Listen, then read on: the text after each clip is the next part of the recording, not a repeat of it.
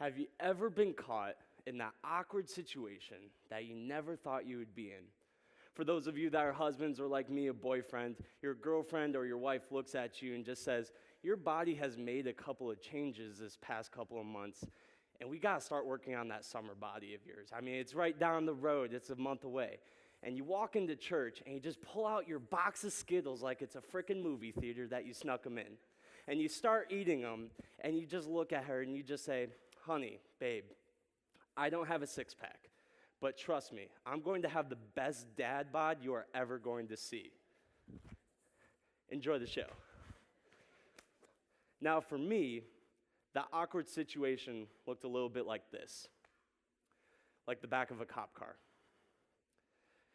When I graduated from Anthony Wayne in 2014, I was recruited to a small school in Oklahoma City for the varsity rowing program, and that is where I met my best friend and my teammate.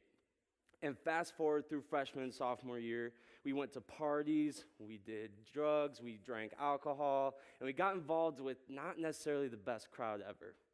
And about halfway through sophomore year, we were at a party, and all of a sudden, the next door neighbors, just let me start out by saying there was no spring chickens at this house. Yeah. But anyway, they called the cops, and around midnight, 20 cops showed up in about 10 squad cars. And one by one, my teammates and I just started escaping out of the bathroom window. And when we landed, we took a dead sprint towards campus. We were going to be free, and we were going to be clear of all this trouble until I ran into the brick wall of a 6'7", 250-pound cop. Did not feel good. It really hurt. I think I got a concussion from it. But I was wrestled to the ground, put into handcuffs, and put in the back of the cop car. When I was sitting there, I was just thinking, where is my best friend at? Where is my teammate at? I mean, if he's my best friend, why isn't he here with me? Was he back at campus just enjoying his time, laughing about how he escaped the cops? Was he at another party drinking and doing more drugs? Did he even remember that I even existed or that I was even all right? These questions were going through my head, and this kind of brings us to the point of this talk right here, right now, and it's to be the blank you want in your own life. Now, during that time, it was to be the friend I want in my own life. But for some of you guys sitting in this room, that might not be the best word to put in that blank. Maybe for some of you, it's to be the best spouse you want in your own life, to be the best coworker you want in your own life. And so whatever word pops into your head, I want you to put that into that blank. And this brings us to that verse that I want to talk to you guys about, which is Proverbs 18:24, and it says, there are friends who destroy each other, but a real friend sticks closer than a brother. When we read this verse, we see two sides of the spectrum. We see one side that completely tears down, that destroys, and then we see another side that builds you up and sticks closer than a brother. But if we go back to the negative side, for all of us in this room, we have either seen or have been a part of a very toxic relationship.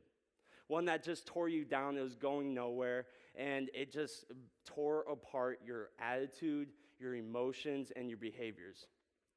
And it even sometimes got to the point where you just kind of looked in the mirror and you wondered about the words that they said to you. And for me specifically, and this is something I actually still deal with to this day, it's the fact that I was told, you're never going to amount to anything, and you're never going to be good enough. And when I say that, you probably have some words that go through your mind because of our brain's negativity bias. And what that means is that when we are influenced by both a negative and a positive influence, we tend to stick towards the negative side more. And this is where the phrase comes from, we are all natural-born pessimists. And let's be real honest.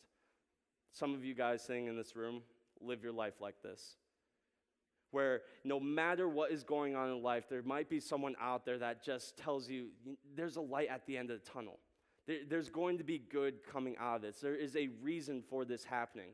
But it doesn't matter what they say, because all you tend to go back to are the negative aspects of what is going on in your life right now.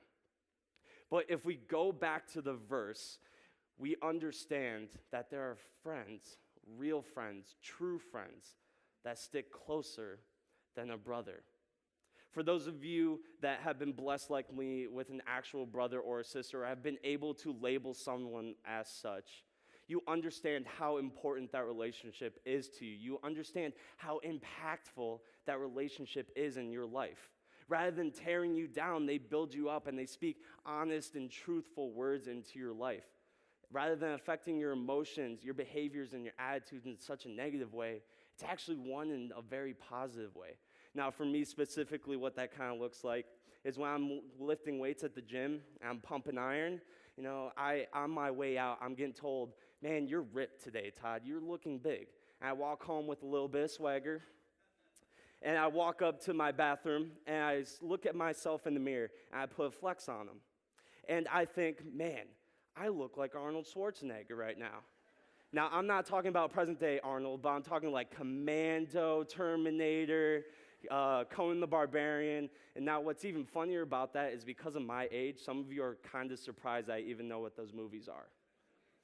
But now I also realize, look at me. I don't look like Arnold, but a man's got a dream. Just saying. Now, if we go back to my story, my friend was to blame, right? I was the one in the cop car. He was the one off free doing whatever. But as time went on and I thought about it, when handed the first shot, I was the one to drink it. When handed the first joint, I was actually one to take the first hit. When invited to a party, rather than being like my teammate and my friend, wanting to stay in on a Saturday night to play video games, which is fun, by the way, I was the one that kind of dragged him out of his room to go to that party. Rather than him dragging me down, I dragged him down. Why start with someone else when you can change yourself? Is kind of what I'm getting at. Why start with someone else and point the finger at them, which is something I think we are all very good at. We point the finger at whoever it is, whether it's in a relationship that we're in or whether it's a relationship that someone else is in, and we tell them whether or not they are right or wrong. For the parents in this room, what that can look like is, for your child, you look at them and you tell them, that friend you're hanging out with, they're not a great influence on your life. I think you should stop hanging out with them. For your son or daughter, you look at them and you tell them, that boy or girl that you're dating, you should probably cut ties because that relationship is just going nowhere. Or even for your friends or whoever you just look at them straight in the face and you just say, I don't even know who you are anymore because so-and-so has changed you so much. But like I said, why start with someone else rather than yourself? Because you can't control what other people say. You can't control what other people do. You can't control what other people think. But what you can control are your thoughts, your feelings, and your actions. Why start and worry about something you can't control and then end up not changing and keep stressing about it when all you can control is yourself?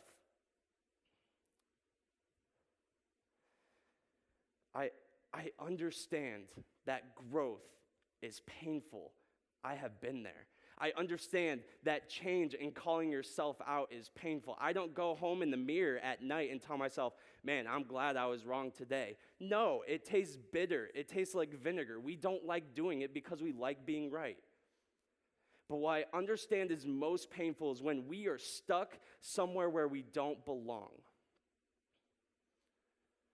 Because we're not called to call other people out. We are called to love the way that Jesus loves. Can you imagine what our families would be like? Can you imagine what our communities would be like? What our friend groups, our work environments would be like if rather than pointing the finger at them and telling them whether they are right or wrong, we pointed it back at ourselves and truly became the friend or the spouse or the coworker we want in our own life. Because if we go back to the verse, there are friends who destroy each other, but a real friend sticks closer than a brother. Thank you.